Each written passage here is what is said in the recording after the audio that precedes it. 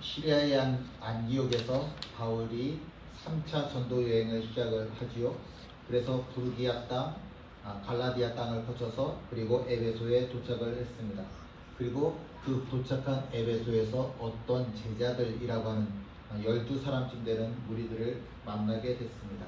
이 사람들은 자칭 자기들 스스로가 예수님을 믿는다고, 예수님의 제자라고 이야기는 하는데, 그런데 이 사람들은 아직까지 성령님이 계시다라고 하는 이야기를 들어본 적이 없습니다. 아볼로가 그랬었죠.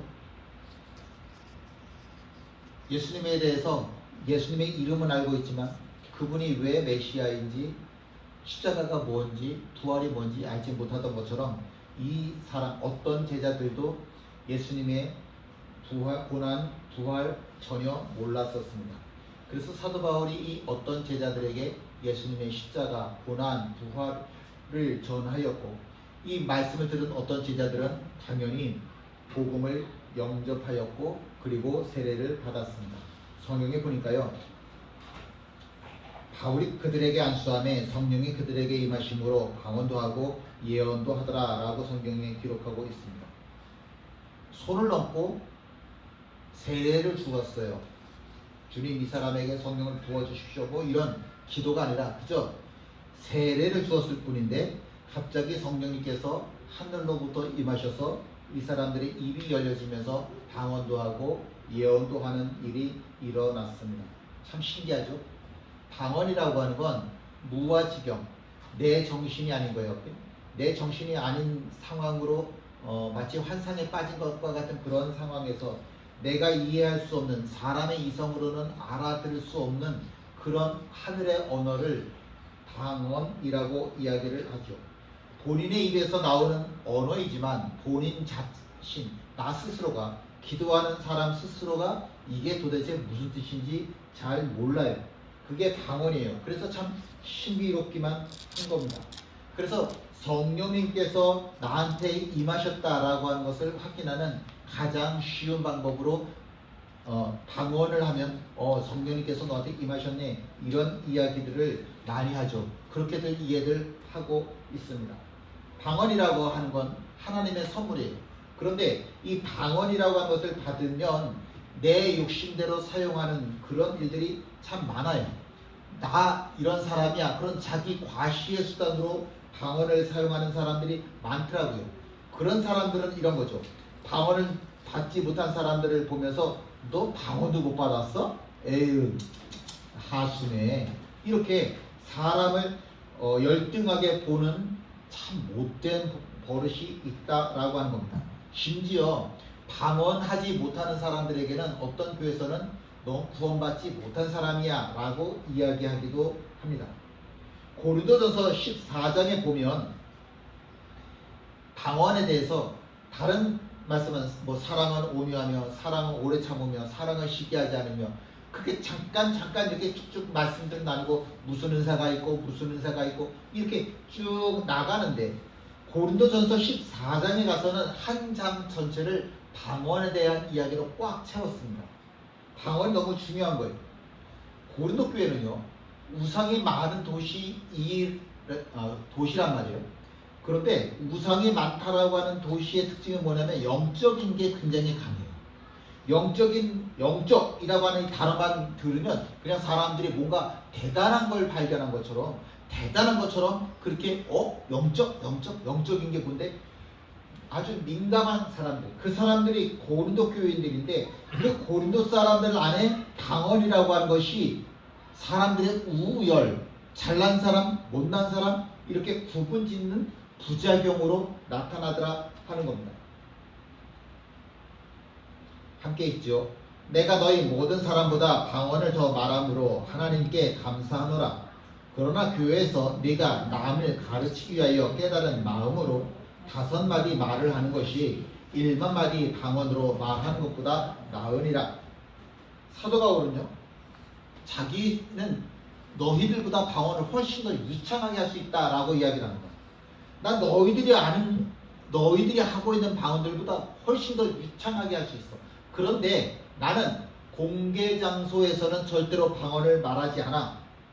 저 중학교 때인가 고등학교 때인가 방언을 받았다고 하니까 제 친구가 그러더라고요. 또 해봐, 해봐 그러더라고요. 방언받았다고 하면 학교에서 큰이들 친구들 사이에서 그런 일들이 있죠.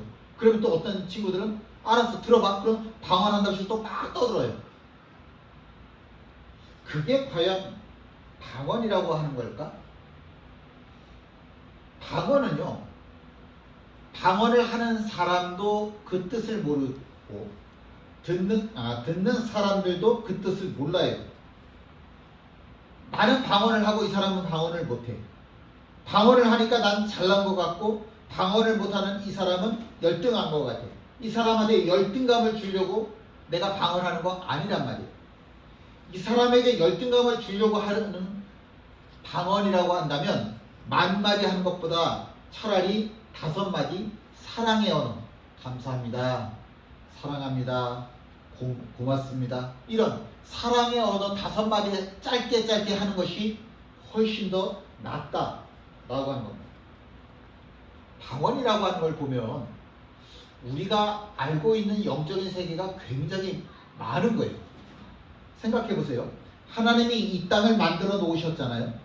그런데 그 하나님이 영적인 하나님께서 이 땅보다 얼마나 큰 영적인 세계를 만들어 놓으셨겠어요. 그 맛을 너가 좀 알았으면 좋겠다라고 해서 그 맛보기로 우리에게 주신 것이 방언이라고 하는 거예요. 맛보기로 주신 것이 방언이니까 너가 이제부터 영적인 세계가 얼마나 깊고 얼마나 넓은지 한번 맛봐라. 그래서 주신 건데 그 맛보기 하나 먹었다고 그래서 나 방언하는 사람이야 이렇게 자랑을 하면 절대로 안 된다라고 하는 겁니다. 그런데 고린도뿐만이 아니라 정말 한국교회에서도 심각한 문제가 많아요. 은사를 이야기하는 교회들이 참 많은데 여러분 욕방언이라는 거 아세요? 욕방언이라는 것도 있어요. 쌍시옷 들어가는 욕을 가지고 막 이 목사님이 가리키는 거예요. 욕 불평해. 그 사모님도 같이 욕을 막 해요. 들어본 적도 없는 욕을 막 가리켜요. 따라하라고 그래요. 그리고 자기가 쌍시옷 욕을 막 하면 따라해. 그걸 막 빨리빨리 하다 보면 그게 방언이래요. 욕을 하면. 욕을 하는데 그게 어떻게 방언이, 그게 어떻게 하나님의 언어일 수가 있어요. 욕을 하는데, 욕방언을 하는데 그게 어떻게 기도가 되어져서 하늘의 문을 열 수가 있겠어요. 말도 안 되는 이야기들을 가리키는 교회가 정말 이 땅에 어마어마하게 많습니다. 주기도문을 100번을 해봐. 빨리빨리 주기도문 100번 하면 너 방언할 수 있어. 그렇게도 이야기를 하는 거예요. 그렇게 방언을 가리킨대요. 사람이 가리켜서 하는 방언이라고 하면 우리가 방언할 필요가 없는 거예요. 하나님의 세계라고 하는 것이 워낙 넓고 큰데 그 영적인 세계를 맛보기로 우리에게 주신 것이 방언이라고 하는 건데 그걸 가리켜서 훈련시켜서 방언할 수 있게 된다? 욕을 했더니 방언이라? 욕을 잘하면 방언이라고 그런다? 그런 말이 세상에 어디 있겠냐라고. 이 본문에 나오는 어떤 제자들이 만약에 방언을 이게 내가 받을 수 있는 은혜의 전부다. 방언은 내가 받아야 될 은혜의 시작이라니까요. 맛보기인데 내가 이 방언을 받았으니까 내가 하나님께로부터 받을 은혜 전부를 다 받았다. 이렇게 생각을 한다고 한다면 이 사람의 믿음의 생활에는 큰 부작용이 나타날 수밖에 없습니다. 여러분, 방언이 우리가 받아야 될 은혜의 전부가 아니에요. 방언이라고 하는 건 우리가 받을 은혜의 시작이라고, 맛보기라고. 절대로 전부가 아니라. 사도행전 2장에 보면 하나님께서 오순절날 마갈 다락방에 모여있던 120명의 성도들에게 모두 다 방언을 하게 하는 기적이 나타나죠. 이 마갈 다락방에 모여있던 모든 사람들이 갑자기 방언을 하는데 이건 성경에 나타난 첫 번째 역사적인 사건입니다. 그래서 이 사건을 보면서 성령 충만하려고 하면 방언을 해야 되는 거구나, 이렇게 많은 교회들이 가르치고 있습니다. 거짓입니다. 거짓이에요. 사도행전 2장 5절에서 13절 말씀을 보면 제자들의 방언을 제자들이 나가서 이제 방언을 하게 되는데, 그때 세계 각지로부터 흩어졌던 사람들이 다 모여들었어요. 근데 16개 지역에 16개 언어를 쓰는 사람들이 모여 있었어요. 최소한 16개 언어인 거죠. 그것보다 더 많을 수도 있을 겁니다. 많은 16개 지역에서 몰려든 사람들이 제자들이 방언을 하는데 다 알아들었어요. 그랬더니 이 일을 두고 다른 사람들이 뭐라고 얘기를 하냐면, 너네들 낮술에 취했구나 라고 얘기를 했어요. 근데 사도들이 하는 얘기는, 지금이 오전 9시야. 오전 9시밖에 안 됐는데 술에 취하는 사람이 세상에 어디 있어? 그렇게 말을 잘라버리죠. 어떤 사람들은 제자들이 방언하는 모습을 보면서 하나님께서 이 땅에 큰 일을 행하셨다라고 감탄을 하기도 했습니다. 지금 오순절에는, 오순절을 맞이해서 예루살렘으로부터, 세계 각지로부터 예루살렘으로 순례객들이 모여들었어요.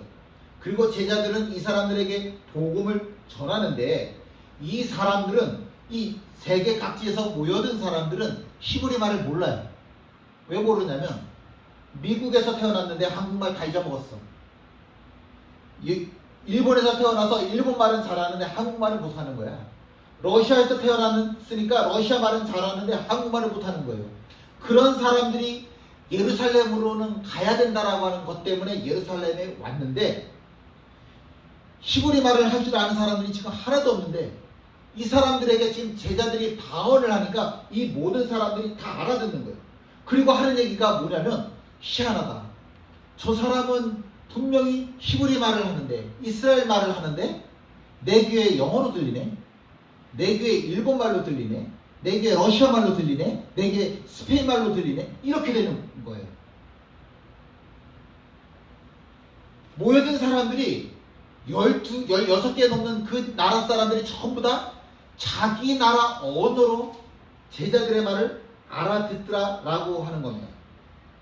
언어라고 하는 거는요, 이게 언어가 다르면, 나는 한국말을 하고 이 사람은 영어를 하면 서로 소통이 될 수가 없죠. 언어가 다르다라고 하는 얘기는, 너하고는 말이 안 통해. 이 사람하고 나하고 생각하는 방식이, 살아가는 방식이 다 다르다는 얘기예요. 그게 언어가 다르다라고 하는 겁니다. 세계 각지에서 모여든 사람들과 제자들하고 서로 어떻게 대화가 될 수 있겠습니까? 그리고 이건 대화가 아니에요. 일방적으로 선포하는 설교였어요. 일방적으로 선포를 하는 건데, 이 사람들이 알아들게, 내가 지금 1분 동안 영어로 했다가 1분 동안 스페인 말로 했다가 1분 동안 러시아 말 했다가 이렇게 하는 게 아니라, 그냥 처음부터 끝까지 계속해서 나는 히브리어를 이야기를 하는데, 그 사람들은 저마다 다 자기네 나라 말로 알아듣는 거예요. 소통이 안 될 수밖에 없었는데, 불통이죠. 소통이 안 될 수밖에 없는, 저 사람하고 나 사이에 언어의 장벽이, 삶의 장벽이 딱 가로막고 있는 것 같았는데, 하나님께서 그 모든 장벽을 다 무너뜨리신 거예요. 그래서 언어가 통하더라라고 하는 겁니다.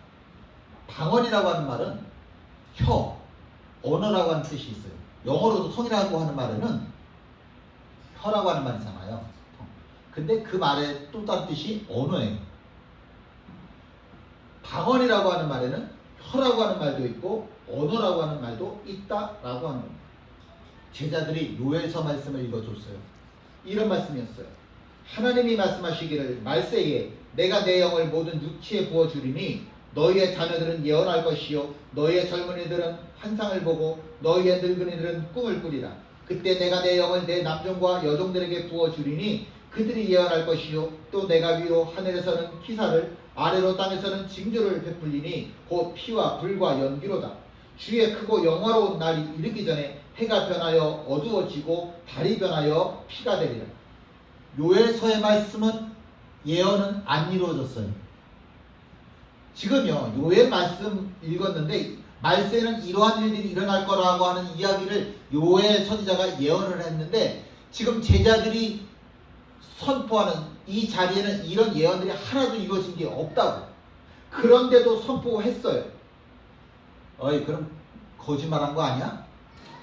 아니요. 만약에 이 선지자의 예언을, 요엘 선지자의 예언을 잘못 인용해서 하고 있는 거라고 선포하는 거라고 한다면 성경에 기록되지 않았겠죠. 그런데 성경에 굳이 베드로의 설명을 요엘 선지자의 그 예언을 기록하는 이유는 뭐냐? 지금 하나님께서 요엘 선지자가 이야기했던 이 모든 놀라운 일보다 더 큰 일이 이루어지고 있다라고 하는 걸 이야기하고 싶은 거예요. 하나님께서는요, 지금 더 놀라운 일이 일어나고 있다라고 하는 얘기를 하고 싶어 하신다니까? 더 놀라운 일이 뭐냐? 예수쟁이로 살아간다는 게요. 예수쟁이로 살아간다는 게 뭐냐? 매일매일의 내 삶이 변한다라고 하는 거예요. 그게 예수쟁이의 삶입니다. 어제보다 오늘 더 성화된다라고 하는 게 그게 예수쟁이의 삶입니다. 그 결과가 뭐냐면 저 사람하고 나하고의 관계가 새로워지는 거예요. 좋아지는 거라. 저 사람하고 나하고 관계가 좋아지려면 어떻게 되냐면 남편과 아내의 관계가 좋아지려면 어떻게 돼요? 어떻게 돼야 돼요? 언어가 통해야 된다고. 언어가 통해야 관계가 좋아지는 거라고. 이 사람하고 나하고 소통이 되어야만 관계가 좋아질 수 있는 거라고. 그런 관점에서 소통이 불통이 되었던 사람들과의 이 관계를 트여주는 언어, 방언이라고 하는 거는 굉장히 중요한 거다. 물론 이게 내가 성령 충만하다고 하는 증거의 전부일 수는 없습니다. 그런데 성경에서 말씀하는 모든 열매의 특징을 보시면 사랑도요, 평화도요, 또 공생도, 전도도 전부 다 소통이 될 때만 가능한 거예요. 소통이 안 되면 이 사람하고 나하고 대화가 되지를 않으면 전도도 안 되고 사랑도 안 되고 평화도 없어요. 언어가 통해야 된다고. 언어가. 오늘 하늘 양식 보내드린 거 혹시 보셨나요? 요새 그 책 한 장씩은 좀 읽었으면 좋겠다 그래서 책 한 장을 이렇게 보내드렸는데 이런 내용이었죠. 꿀벌 이야기가 있었어요. 꿀벌 춤. 꿀벌이 추는 춤을 보면 꽃이 어디 있는지 그 거리가 나오는 거예요. 꿀이 동쪽에 있는지 서쪽에 있는지 알려주는 거예요. 꿀벌이 춤을 추는 걸 보면 아침 일찍 정찰벌이 꿀을 찾아서 나가서 꿀을 찾아냈어요. 그러면 자기 동료들에게 날아와서 꿀의 위치를 춤을 추면서 이야기를 해주는데 만약에 30m, 50m 가까운 곳에 꿀이 있다 그러면 원형춤을 추는 거예요. 왼쪽에 있는 거 이게 보시기에 오른쪽인가요? 이렇게 동그라미를 그리면서 춤을 추는 거예요. 근데 만약에 100m나 가야 꿀이 있다 그러면 팔자를 옆으로 뉘어놓은 것처럼 이렇게 춤을 추는 거예요. 그러니까 우리가 꿀벌 춤을 추는 걸 보면 우리도 꿀이 가까운 데 있다 멀리 있다 그거 알 수 있다라고 하는 거죠. 춤을 추는데 이게 수직 방향에서 30도 각도로 춤을 이렇게 춤을 춘다. 그러면 해를 기준으로 오른쪽으로 30도 기울어져서 가면은 나오겠다. 그런 방향까지 이 꿀벌 춤에 전부 다 담겨 있다라고 하는 거죠. 만약에 꿀벌이 춤을 빨리빨리 추면 꿀이 굉장히 가까운 곳에 있네 이런 뜻이고요. 근데 꿀벌이 춤을 느리게 추면 꿀이 멀리 있구나 이런 뜻인 거죠. 1974년에 노벨상을 탄 오스트리아의 폰 프리시라고 하는 박사가요 대학교에서 시험 문제를 냈어요. 꿀벌이 춤을 추는 걸 보고 꿀을 찾아내라는 시험 문제. 가능할까요? 가능하더라는 거죠. 꿀벌이 춤을 추는 걸 보면 얼마든지 사람들이 우리 같은 사람들도 꿀벌이 말하는 꿀이 어디 있는지 다 찾아낼 수 있다라고 하는 거죠. 반대로 우리가 꿀벌이 춤을 추는 걸 이해할 수 있는 거하고 반대로 우리가 꿀벌한테 말을 걸 수도 있대요. 우리가 꿀벌한테 말을 거는 거예요. 어떻게 하냐면 로봇 꿀벌을 만들어 가지고요 춤을 추게 하는 거예요. 지금 그림에 보이는 것처럼 춤을 추게 하는데 그 장소에 꿀을 정말 놓고 그리고 로봇 꿀벌을 만들어서 춤을 추게 했더니 꿀들이 전부 다 이 꿀이 있는 곳으로 오더라는 거예요. 요새 세상이 어떤 세상이에요? 뱃속에 있는 태하고도 말을 주고받는 시대잖아요. 요새 세상이 어떤 시대예요? 개가 짖는 걸 보면 개가 무슨 얘기를 하는지 다 알아듣는 그런 시대잖아요. 지금 개 언어 번역기가 나오는 세상인데, 개 언어 번역기. 이 말은 중요하니까 우리 같이 읽었으면 좋겠습니다. 모든 외적 은사는 반드시 내적 은사로 승화되어야 합니다. 남들이 알아듣지 못하는 하늘의 언어를 이야기하는 건 하나도 안 중요하다고요. 그거 못해도 전혀 상관없어요. 목사님들 중에도 방언 못하는 사람들 엄청 많아요. 방언 못해도 괜찮다고. 내가 사람들이 알아듣지 못하는 하늘의 방언을 못해도 상관없다고. 근데 이 방언을 한다고 안 해도 괜찮은 이 방언을 가지고 다른 사람들 앞에 내가 이래봐도 방언할 줄 아는 사람이야, 자기 과시, 자기 자랑, 이렇게 하지 말라고. 이렇게 하지 말라고. 오히려 내가 하늘하고 대화가 튀는 방언을 할 줄 아는 사람이 되었으면 내적 언어, 사람과 사람 사이의 언어를 더 잘하는 법을 배우라. 이렇게 틀어야 된다고. 하늘하고 틀렸으면 이제는 사람들하고 말을 틀 줄 아는 사람이 돼야 된다고. 은혜 받았다고 하는 사람들이 교만해가지고 다른 사람들하고 쌈박질이나 한다. 그건 은혜 받은 사람 100% 아니에요. 그건 100% 은혜 받은 사람 아니라고. 우리 모두 다 한국말을 하잖아요. 근데 다른 한국 사람들하고 대화가 잘 돼요? 부부지간에 대화가 돼요? 똑같이 한국말 하고 있는데. 부모하고 자식 간에 언어가 잘 돼요? 소통이 돼야 되는데 이건 불통이 돼가지고, 불통도 은사야. 이 사람은 불통이야. 불통. 도무지 말이 통하지를 않는다고. 도무지 말이 안 통해. 부하지 건가요? 세상에서 친구들하고 말이 안 통해. 똑같이 한국말을 하고 있는데 볼 때는, 들을 때는 똑같이 한국말인 것 같은데, 근데 말은 많은데 소통이 안 돼요. 지금 이 사람들은 서로 다른 언어를 쓰고 있는 거예요. 불교 신자가 여기 들어왔다고 생각을 해보세요. 알아듣겠어요? 한국말을 하지만 못 알아듣는다고. 우리하고, 저하고 그 사람하고는 하고 다른 언어를 쓰기 때문에 그런 거죠. 임대주택을 알아보시는 어르신이 계셔서 제가 도움이 될까 싶어가지고 찾아갔어요.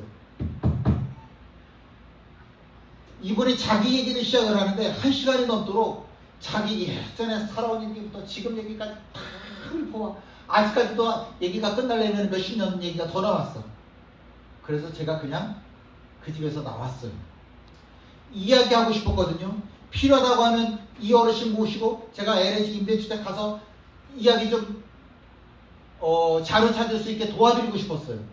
제 나름대로 생각하고 계획하고 그리고 좋은 마음으로 찾아갔는데 하도 자기 이야기만 하다 보니까 제가 도무지 끼어들 자리가 없더라고요. 안녕히 계세요. 그리고 인사하고 나왔어요. 서로 한국말을 하는데 소통이 안 되는 거예요. 한국말을 하는데. 오늘 아침에도 제가 예배드리러 오면서 이게 소통이 안 되더라고요. 아르헨티나 할아버지가 올라와서 왜 에어컨 실외기에서 물이 떨어지니? 한국말을 하고 있는데 이분하고 저하고 말이 안 통해요. 똑같이 한국말을 하고 있는데. 언어라고 하는 건 이 목, 여기로 소리가 나오는 것, 이걸 우리가 언어라고 이야기를 하죠. 근데 이 언어의 출발점은 마음이에요. 마음. 규영이가 아직 발음이 안 좋거든요. 제가 이야기를 하면 한 50%, 60% 알아듣는 것 같아요. 근데 그렇게 그나마 그만큼 알아들을 수 있는 이유는 뭐냐면 제가 규영이가 이야기하고 하자 하는 그 마음을 갖고 있거든요. 무슨 얘기하는지 알아듣고 싶어요. 관심이 있어요. 알아듣고 싶은 마음이 있으니까 이 아이가 말도 안 되는 혀가 어떻게 얘가 방언을 하는 건지 뭐지 못 알아듣겠는데 제가 그나마 알아듣겠더라고요. 마음이 열려 있으니까.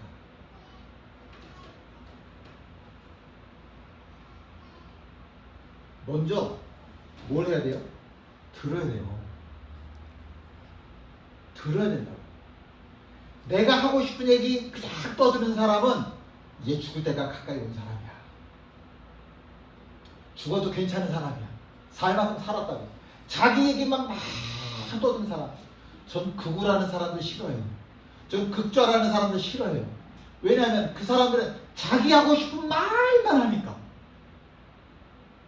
그런 사람들은 죽어도 괜찮은 사람들이에요. 부모가 자식한테 자기 하고 싶은 얘기만 하면 어느 자녀가 그 이야기를 듣고 앉아 있어요. 자녀가 자기 하고 싶은 얘기만 하고 있으면 어느 부모가 그 이야기를 듣고 있겠냐고. 부부지간에 남편이 하고 싶은 얘기만 하면, 아내가 하고 싶은 얘기만 하면 어떻게 대화가 가능하겠냐고. 한 사람은 미국에 있는 거고 한 사람은 일본에 사는 거지. 부모가 인생을 오래 살았으니까 자녀는 무조건 부모 이야기를 들어야 되나요? 자녀가 머리가 요새 배우는 그 학교에서 공부하는 게 많으니까, 똑똑하니까, 그럼 부모는 늙었으니까 부모는 자녀의 이야기를 듣기만 해야 되나요? 아니요. 들어야죠. 근데 하나님 마음이 그렇더라. 제가 몰랐어요. 제가 며칠 전에 알았어요. 하나님의 마음이라고 하는 건 그냥 듣기만 하시더라. 물론 말로는 우리가 많이 하잖아요. 기도한답시고 그냥 하나님 앞에 막 떠들어. 하나님 듣기만 해. 머리로는 알았었는데 제가 요새 알겠더라고요. 아, 하나님은 말도 안 되는 내 소리를 그냥 다 듣고 계셨구나. 그게 하나님 마음. 그게 하나님 마음. 다른 사람들이 말도 안 되는 이야기를 할 때 그 이야기를, 그래, 그 말도 안 되는 이야기 너 얼마나 그동안 하고 싶었냐, 이야기해라. 그렇게 들어줄 줄 아는 사람이 그게 예수쟁이 다운 모습이에요. 신기한 거는 말을 듣다 보면 미국 사람이요, 저 미국 사람을 산골에 데려다 놓고 미국 사람한테 1시간 동안 떠들게 하잖아요. 근데 신기한 거는 산골 사람들도 알아들어요. 들으려고 하는 사람들은 알아듣는다. 뭔 얘기 하려고 하는지 알아듣는다. 혹시 옛날에 그런 게임 기억나세요? TV에서 그런 게임 나왔었는데 외국 광고를 틀어놓는 거예요. 외국 사람을 데려다 놓는 거예요. 그리고 그 사람, 그 나라 그 말로 막 떠드는 거예요. 나는 듣고서는 저 사람이 말하는 게 뭘 말하는지, 무슨 단어, 어떤 물건을 설명하는 건데 그 물건이 뭔지 알아맞히는 거예요. 근데 알아맞히더라고. 듣고자 하니까. 이 땅에 다원이 필요해요. 이 땅에 언어가 소통이 되어지는 소통의 은사가 필요하다. 여러분, 소통하는 은사를 받으십시오. 어떤 사람하고든지 대화가 할 수 있는 소통의 은사가 있어야 돼요. 부부지간에 소통의 은사가 열려지기를, 부모 자식 간에 소통의 은사가 열려지기를, 직장에서 소통의 은사가 열려지기를 주님의 이름으로 축원드립니다. 왜 직장 다니다가 멀쩡히 다니던 사람이 자살을 해요? 소통이 안 되고. 소통이 안 되고. 학교에서 왜 아이들이 뛰어내려요? 소통이 안 되거든.